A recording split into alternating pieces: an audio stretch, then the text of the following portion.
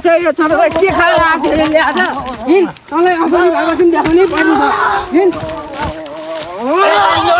यो कुकुरले त नि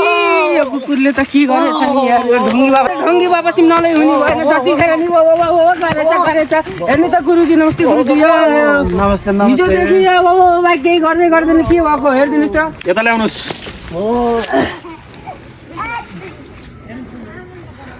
साह्रै दुःख दियो गुरुजी हेर्नु यसले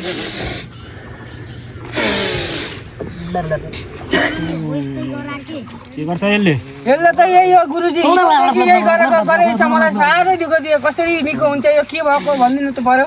गर्ने भनेको यसले यही हो टेन्सन नगर्नु म सन्चै गराउँछु यसलाई के खाएर के औषधि खुवाएर यसलाई ठिक हुन्छ सब गरिदिनु पर्यो गुरुजी यसले त यसलाई त के भएछ गुरुजी यसो हेरिदिनु पर्यो कसरी ठिक हुन्छ यो यसलाई त बोकाको यार्सा गुम्बामा मसन लाएर खुवाइदिएछन् कहाँ गएर खाएछ यसले त मलाई केही पनि भनेन कहाँ गएको अब रोक्नुहोस् म यसलाई आफैलाई पकाउँछु आफै भन्छ यसले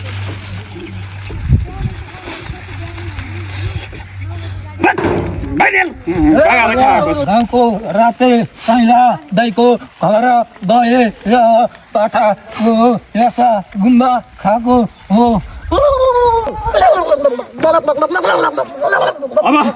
अब यसलाई म एक चिज फुकेर दिन्छु त्यो खुवाउनुहोस् अनि बेलुका जुन बोकाको यासा गुम्बा खाएको हो त्यही बोकाको खोरमा लगेर त्यही दाम्लाले बाँधेर यसको यासा गुम्बा च्यातिदिनुहोस् है चट्टै हुन्छ मैले दिएको औषधि खाइ बाबु हुन्छ यो औषधि फेरि नफालिकन खानुपर्छ नि बाबु यार लौ यो दबाई यो त अस्ति खाएको यासा गुम्बा जस्तै छ त अब सन्चो हुन्छ भाइ त्यो मेरो यासाको अलिकति टुक्रो दिएको मैले तिमीलाई चक्कै हुन्छ ल गुरुजी यो अब ठिक भएन भने म फेरि लिएर आउँछु लिएर आउनुहोस् अब त यसलाई त छक्कै हुन्छ छक्कै टेन्सनै नगर्नु ल हिँड तँलाई गोरु भइहाल अब ठिक भएन भने त फेरि यही बाबासित लिएर आउनु पर्ने होला नि पैसा त दिए यार सन्चो त यत्रो नि हुन्न दिनु फेरि आउँछ फेरि पैसा कमाइन्छ